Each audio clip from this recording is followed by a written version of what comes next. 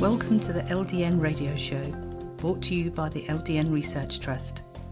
I'm your host, Linda Elsiegood. I have an exciting lineup of guest speakers who are LDN experts in their field. We will be discussing low-dose Naltrexone and its many uses in autoimmune diseases, cancers, etc. Thank you for joining us. Today I'd like to welcome our guest, Doreena from the United States, who's going to share with us her MCAS and Lyme disease journey. Thank you for joining us today, Doreena. And thank you for inviting me. So tell us, how old were you? How long ago was it when you first noticed there was something wrong? I started noticing symptoms back in 2008 when I was working. The bottom of my feet started burning and my legs started hurting constantly, and I didn't know why. Because a little while before that, I went to Massachusetts and I walked for miles and miles and miles, and I had no problem whatsoever. So this just came out of the blue. And so I went to the doctor to see what was wrong with my feet. They said, "Oh, you have heel spurs." That's what I was first diagnosed with. They gave me a shot. It didn't work. Um, and then I didn't know what was wrong with my legs and all that. But I was able to work.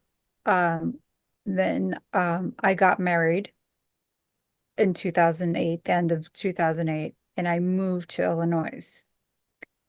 When I moved to Illinois, that's when everything exploded. I'm sorry. Yeah, that's when everything exploded. I'm sorry. It's been a long journey, 16 years it's going to be. Um, I didn't know what was wrong with me. I noticed a temper coming on that I didn't have before. I wasn't myself. And then I started feeling suicidal. I was seeing a therapist at the time, and I was telling the therapist, I don't feel right in the head. I don't feel right. My head feels like it's spinning like a merry-go-round, and it wouldn't stop no matter what I did. Um, they tried giving me antibiotics, not for Lyme disease, but just they thought maybe it was something else, and they tried giving me antibiotics. It didn't work. So I was like, okay, I don't know what to do. So she sent me to a psychiatrist. I met him one time and he diagnosed me with bipolar, Mm-hmm. which I didn't have. And I did work in the mental health fields for a little bit. And my friend back home kept saying, "You don't have that. You're 30." I think I was 32 at the time. Just like, no, it just doesn't come out of nowhere. That's not what you have. You would have had it when you were younger. So I said, I have something. So I tried the medication that the gentleman gave me, the doctor, and it didn't work. I couldn't move. My legs were hurting worse. I just couldn't move out of the bed. Then I called up my therapist and I said, there's something wrong. I can't take this medicine. She said, call the psychiatrist. I called the psychiatrist. He said, stop taking the medicine. He never seen me again. I said, but I'm so suicidal. I feel like I want to really kill myself. And I didn't understand why, because I just gotten everything I've ever wanted. So they sent me to a mental health facility. And they did ECT, 3 ECTs on my brain.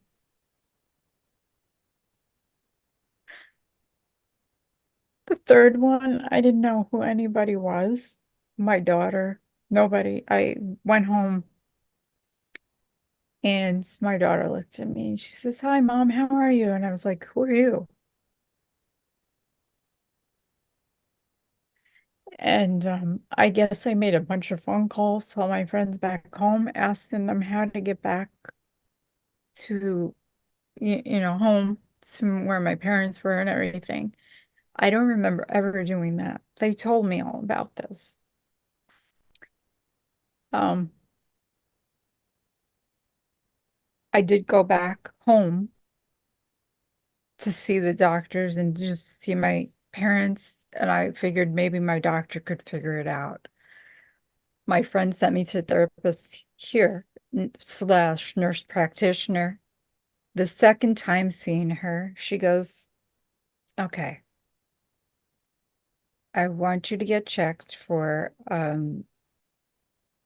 GERD, Lyme disease, or maybe it's fibromyalgia. She gave me a piece of paper. I took it to my doctor of 15 years back here in my hometown. And she looked at the paper and who it was from. And she said, sometimes nurse practitioners think they're doctors, and I'm not going to test you for Lyme disease. You have fibromyalgia, and walked out and gave me back the paper. I called up crying to the therapist saying, what do I do now? She said, I want you to find another doctor that's going to test you. So I called and called and called and found somebody who would take me, tested me. It came back like in conclude, it wasn't positive all the way, but it wasn't negative. So there was something going on. He says, you have Lyme disease. And he even put it in the paperwork in my medical records. He gave me doxycycline for 30 days, um, and gave me vitamin D and sent me on my way and told me make an appointment to come back, see how I was doing. So he tested my vitamin D and everything was good. I didn't know anything else about Lyme disease. Nobody told me anything. So, um, my husband, he wanted me to come back home. Oh, I also had to take doxycycline again for something else. And that's when I started getting sick off of it. Like I couldn't take antibiotics anymore. That was the start probably of the mast cell the MCAS that I didn't know about at all. So I went back home and my husband at the time, you know, I thought I was back. I was getting ready to look for a job. My brain calmed down. I didn't have any more thoughts of suicidal, nothing. I did great for 2 months. After 2 months, I was shaking like I had Parkinson's disease. I couldn't stop shaking. And I was getting angry again. I was like, what is going on? So I went to my regular doctor.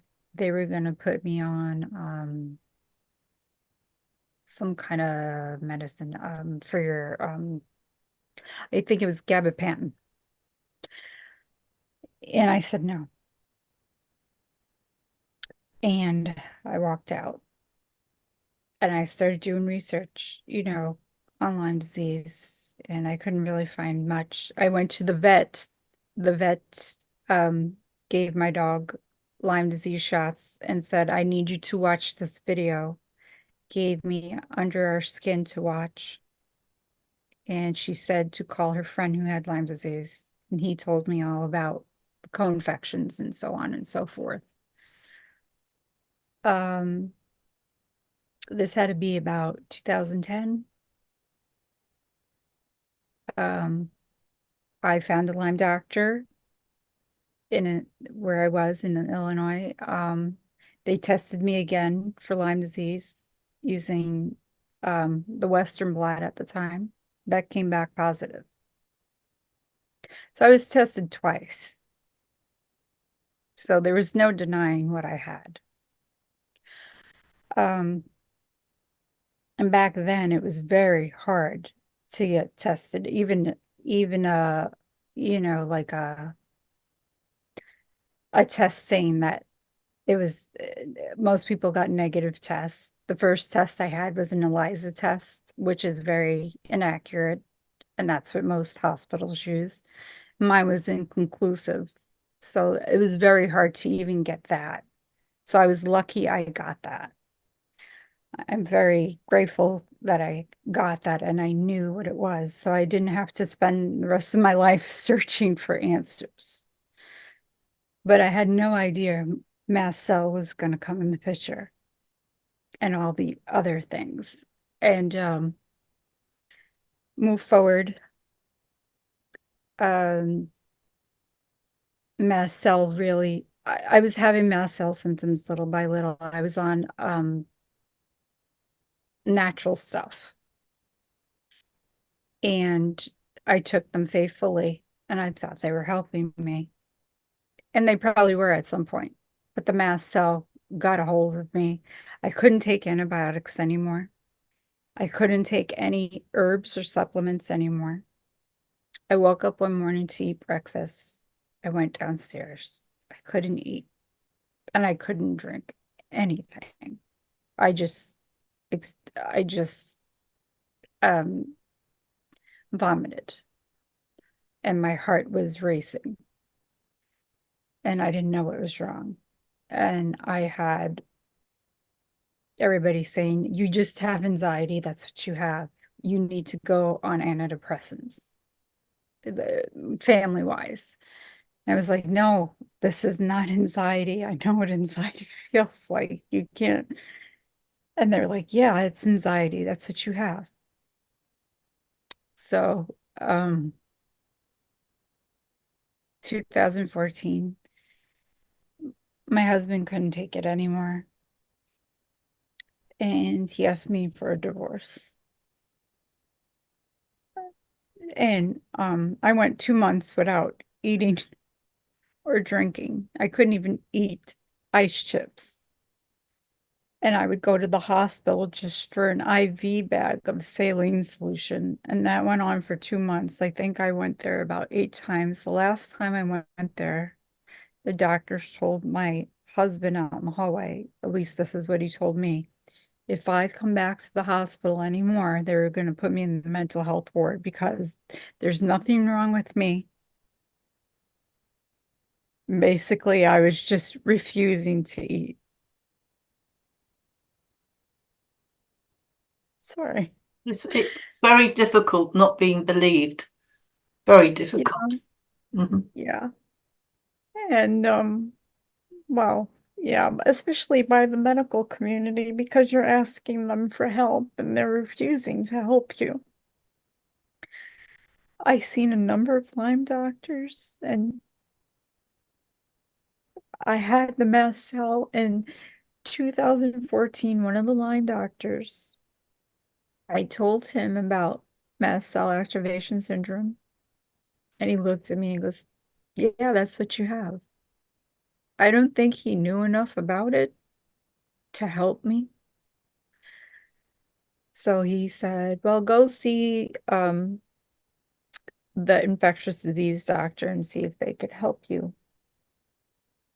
Because one infectious disease doctor did believe that I had Lyme disease, and they said I had it very bad. They didn't know. And if they would have done what they would have done, it would have hurt me even more. So I came back because I had nowhere to go, and my husband didn't want me there anymore. And you know, I got a phone call from his mother asking me to leave because look what I was doing to her son. And those things people don't realize really affect you mentally.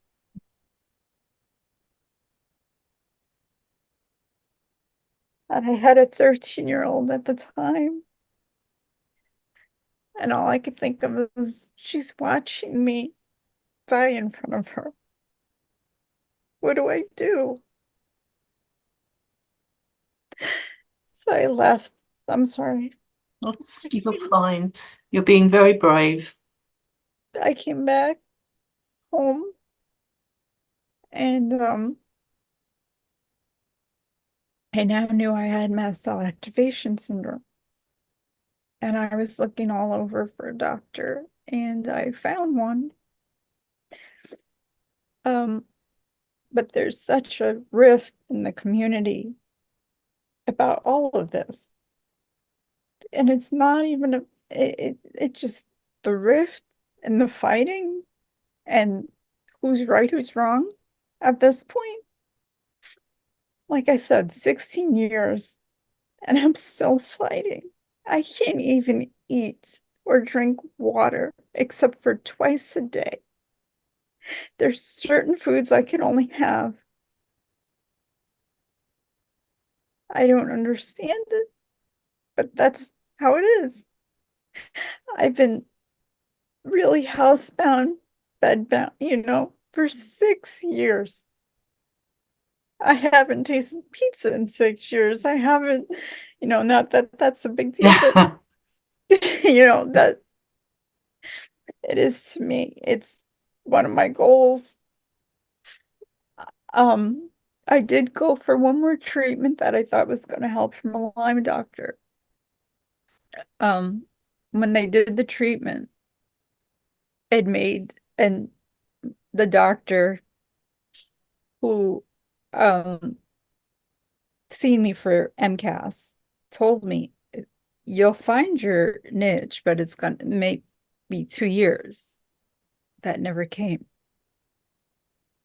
Did he give you any medications for the MCAS, like H1 and H2 blockers? I tried them all. I even had the special pharmacist that just put like one or two, a filler and the active ingredient. I couldn't take them. My throat would just instantly close. I was like, there's something else. There's a missing piece. There's something wrong. You know, the only medication that helps me, and I guess this is okay, is lorazepam. It calms my throat. It calms whatever's going down. And I have a little bit to eat. I have 2 bottles of water and I eat the same meals over and over and over again because that's all I can have. Like I have maybe 3 foods that I could have for breakfast and 3 different or 4 different foods I could have for dinner. That's my life. Whereabouts are you living now? I'm living in upstate New York. Okay. Um, I did see one of the best mast cell doctors, at least in my book, is one of the best. Um,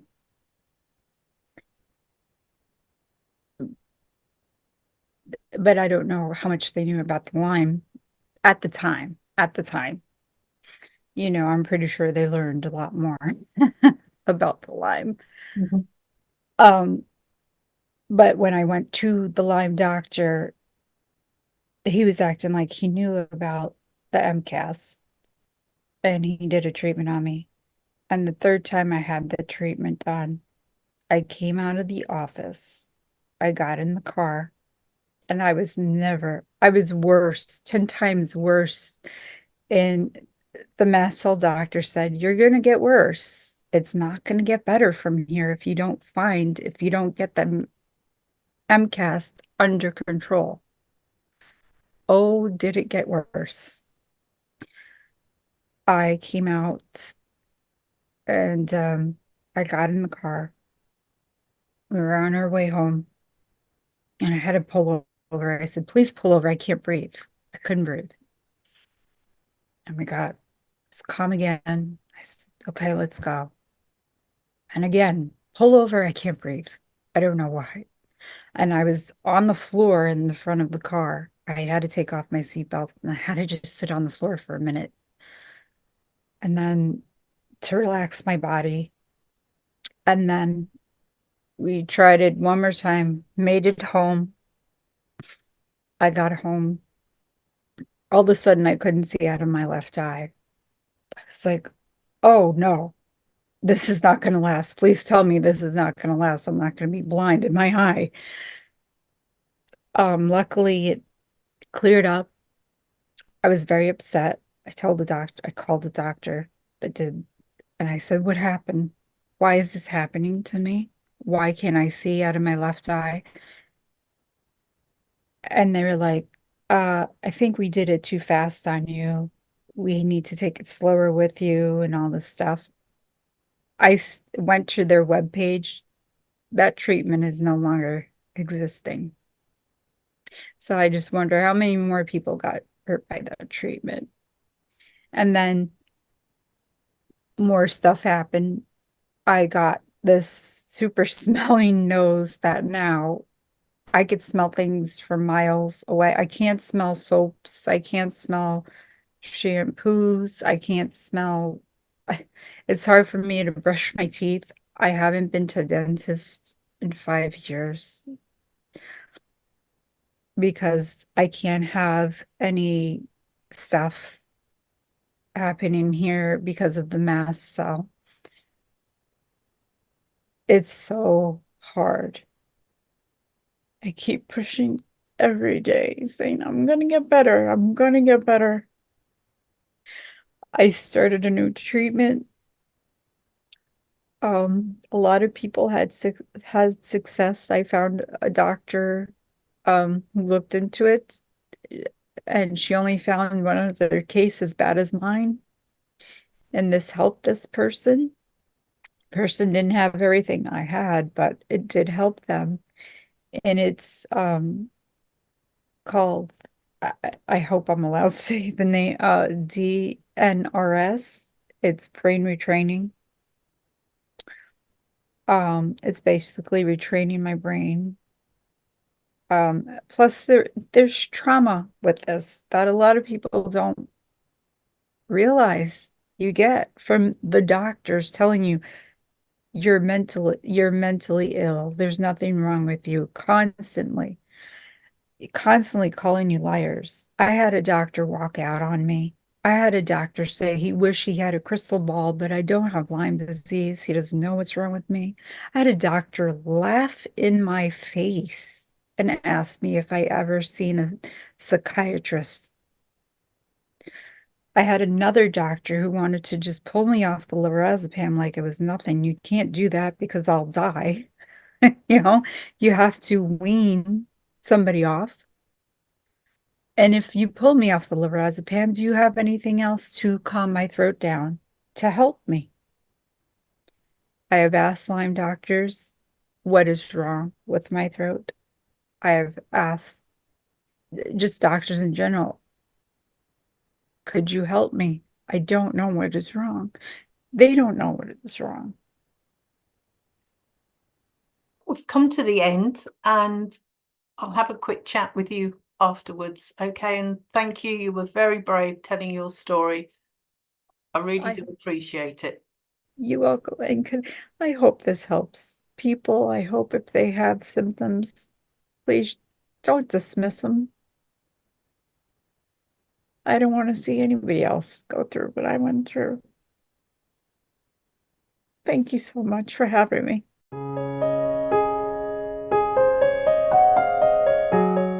I'm Dr. Leonard Weinstock, a guy who's been prescribing LDN since 2005, and I've seen the wonders.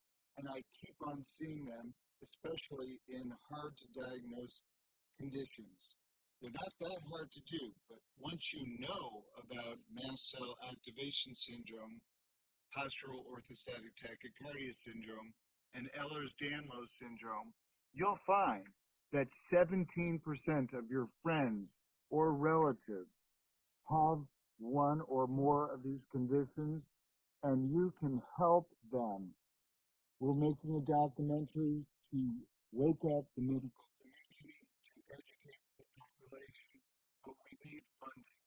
So please fund whatever you can afford, no matter how little, www.mcasfund.com. That's MCASfund.com.